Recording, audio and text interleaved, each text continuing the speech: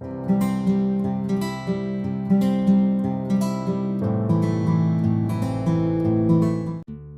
दोस्तों, स्वागत है आप सभी का इन्फो स्टोर हाउस में। तो सबसे पहले तो आप सभी को राधे राधे। और ये स्पेशल राधे राधे इसलिए है क्योंकि मैं आज आपको कराने वाली हूँ टूर वृंदावन का। जाना तो था गांव, लेकिन बिहारी जी ने बुला लिया, तो अब फिर इधर उधर कैसे जा सकते हैं। तो हमने कहा चलिए सीधा चलते हैं वृंदावन। 1 से 2 दिन का टूर बनाया और वहाँ पे क्या क्या किया, कहाँ घूमे, आपको मैं सारी चीज़ें दिखाने वाली हूँ।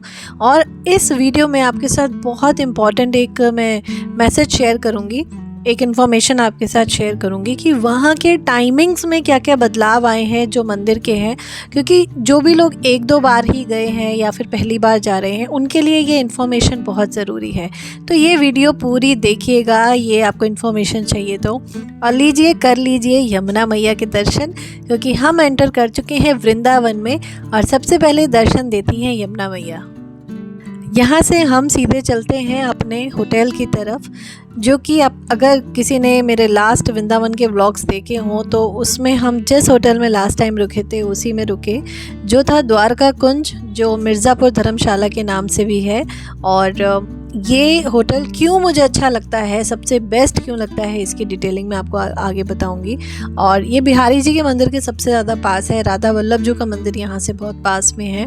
सिर्फ आप छोटा सा ई-रिक्शा करते हो और विद इन 5 मिनट्स आप पहुँच जाते हो, तो बहुत ही पास में है। तो आप देख सकते हैं सबसे पहले इस होटल का कॉरिडोर, जो कि अच्छा खासा बड़ा है।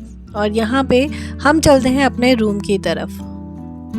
रूम्स यहाँ पे बहुत सारे हैं, क्योंकि एक्चुअली ये द्वारका कुंज जो है मिर्ज़ापुर धर्मशाला के नाम से यहाँ पे ज़्यादा जानते हैं। अगर ई रिक्शा वगैरह किसी में आएंगे ना तो मिर्ज़ापुर धर्मशाला के नाम से जानते हैं। तो हमें इस रूम में क्या क्या मिलती है फैसिलिटी, ये आप देख सकते हैं। बेड है, 2 चेयर्स हैं अलग, और साइड में आपको एक इलेक्ट्रिक केटल, एसी वगैरह ये सब मिलता है। पानी की बॉटल्स हैं यहाँ पे, एक मिरर लगा हुआ है, कबर्ड दिया हुआ है, टेबल दी हुई है। कबर्ड के अंदर आपको एक एक्स्ट्रा रज़ाई मिल जाती है। और वैसे रज़ाई की ज़रूरत नहीं है, लेकिन हाँ अगर आप एसी का यूज़ करते हैं तब आपको ज़रूरत पड़ती है। लेकिन वृंदावन के टेम्परेचर में और दिल्ली के टेम्परेचर में बहुत फ़र्क था। वृंदावन में बहुत गर्मी थी।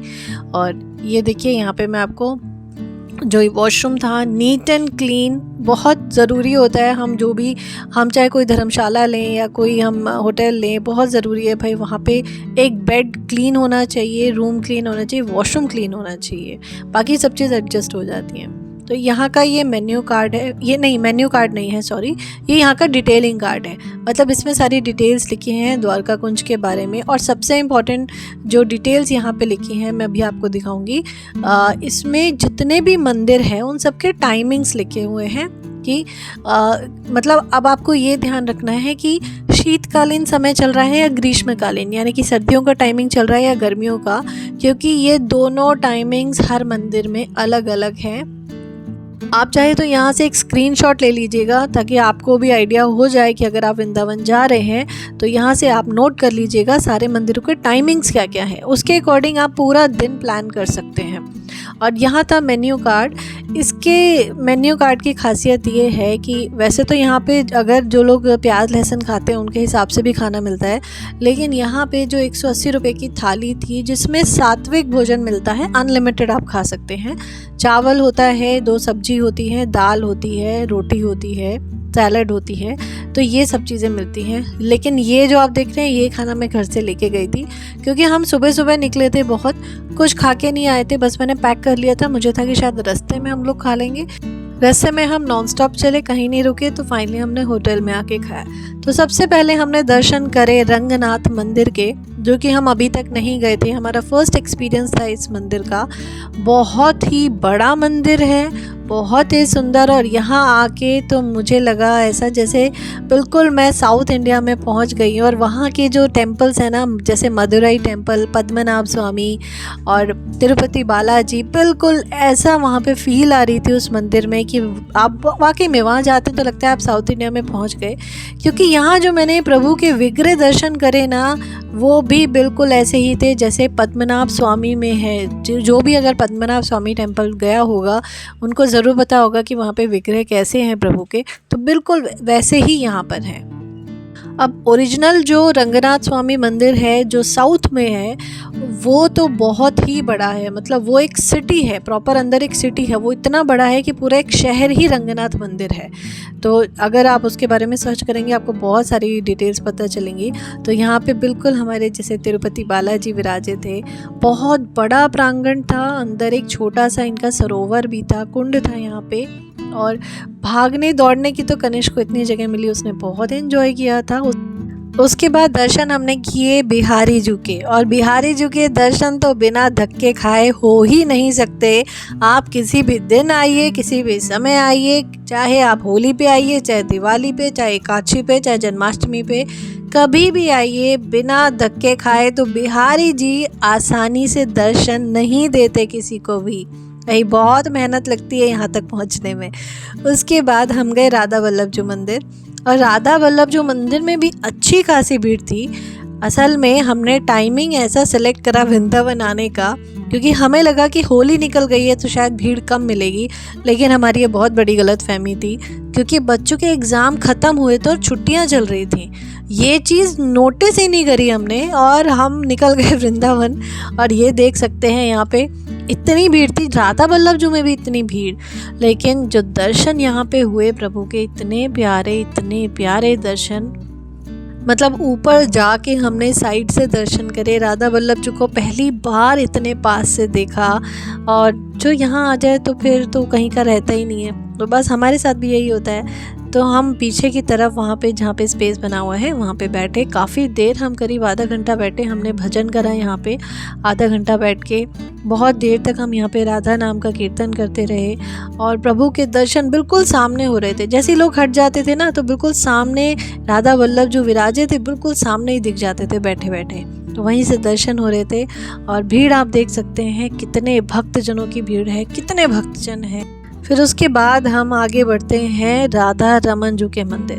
भाई राधा रमन जू के मंदिर में मैंने पहली बार इतनी भीड़ देखी, मैंने कभी भी नहीं देखी। मैंने पहले एक बार आई हूँ लेकिन इतनी भीड़ नहीं थी। लेकिन राधा रमन जू, एक तो इतने छोटे से हमारे ठाकुर हैं जो इतनी दूर बैठे हैं, उनको देखने के लिए भाई मोबाइल को जूम कर करके देखना पड़ रहा था, क्योंकि आगे जाने की जगह नहीं थी।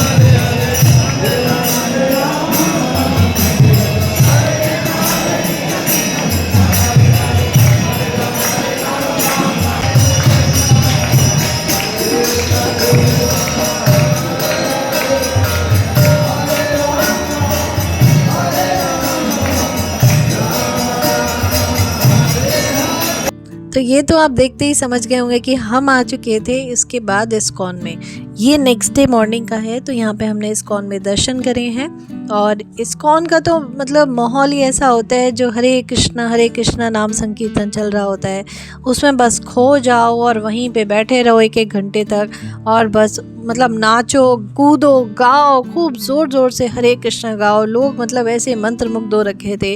और प्रभु के दर्शन करने के बाद कौन अपने आपे में रहता है, सब अपना आपा खो चुके होते हैं और प्रभु के दर्शन कर रहे होते हैं। उसके बाद हम आगे बढ़े और एक जगह यहाँ पे चरणामृत मिल रहा था, तो सबसे पहले चरणामृत लिया। उसके बाद वहाँ पर एक बहुत ही प्यारे से एक कपल थे, ये जो मैं आपको दिखा रही हूँ।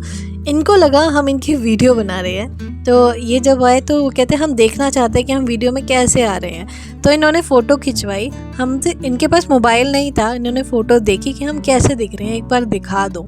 तो स्पेशली हमने इनकी बहुत प्यारी सी फ़ोटो खींची और उनको दिखाई। उसके बाद करिए प्रभु के दर्शन।